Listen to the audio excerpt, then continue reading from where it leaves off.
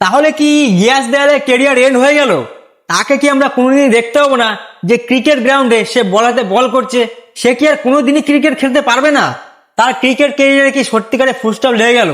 কারণ নিউজ অনুযায়ী জানা যাচ্ছে যে আইপিএল 2026-এ আরসিবি কিন্তু ইয়াস দেয়ালের রিপ্লেসমেন্টে উমেশ যাদবকে খেলাতে পারে। তাহলে এখন প্রশ্ন হচ্ছে যে ইয়াস দেয়াল যে আইপিএল 2024-এ 25-এ বিশেষ করে নকআউট ম্যাচগুলোতে আরসিবির জন্য দারুণ পারফরমেন্স দিয়েছে, দারুণ বল করেছে, তাকে কেন দরকার হলো? কি প্রয়োজন হলো যে তাকে রিপ্লেস করতে হচ্ছে?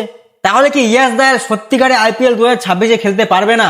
সেটাই কিন্তু আমি তোমাদের ভিডিওর মধ্যে বলবো যে কি এমন হয়েছে তার কেরিয়ারে, ঠিক কি ঘটেছে যার জন্য সে আইপিএল 2026-এ খেলতে পারবে না।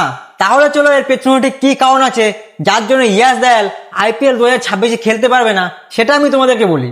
দেখো, নিউজ অনুযায়ী জানা যাচ্ছে যে ইয়াস দেয়ালের এগেনস্টে একটা নাবালিকা নাকি পুলিশ স্টেশনে কেস করেছে, মানে অভিযোগ করেছে। আর সেই অভিযোগে সে বলেছে ইয়াস দেয়াল গত 2.5 বছর ধরে তাকে নাকি মানসিকভাবে ভয় দেখাচ্ছে, তাকে নাকি অত্যাচার করছে, তার উপরে তাকে মানসিকভাবে দাবিয়ে রাখার চেষ্টা করছে, আর তাকে হোটেলে ডেকে তাকে বারবার নাকি ধর্ষণ করেছে। তো এই অভিযোগটা ইয়াস দেয়ালের এগেনস্টে সে নাবালিকা করেছে। এরপরে ইয়াস দেয়াল জয়পুরে পোক্সো আদালতে এই নাবালিকার ধর্ষণের যে মামলা রয়েছে তার বিরুদ্ধে অস্থায়ী একটা জামিনের দাবি করেছিল, কিন্তু আদালত সেই জামিনের দাবিটাকে কিন্তু খারিজ করে দেয়।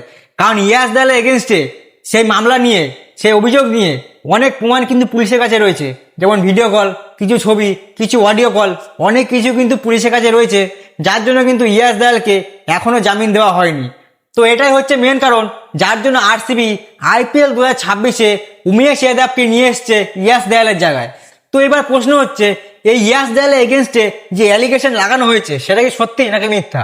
দেখো, সত্যি নাকি মিথ্যা সেটা তো আদালত প্রমাণ করবে, আদালত বিচার করবে। কিন্তু ব্যাপার হচ্ছে যদি সত্যি হয় তাহলে ইয়াস দেয়ালকে যে শাস্তি দেওয়া উচিত সেটা তো দেয়।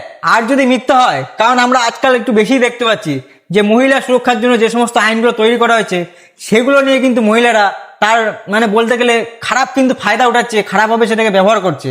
তো এই ক্ষেত্রেও যদি সেটা হয়ে থাকে, যদি সেই নাবালিকা যে ভুলভাল অভিযোগ ইয়াস দেয়ালের এগেনস্টে এনে থাকে, তাহলে যেন তাকে উপযুক্ত শাস্তি দেওয়া হয়। তো এটাই আমাদের মেন বলার ছিল, যদি ইয়াস দেয়াল সত্যিকারে এই কাজটা করে থাকে তাকে যেন যে শাস্তি দেওয়া উচিত সেই শাস্তি যেন দেয়।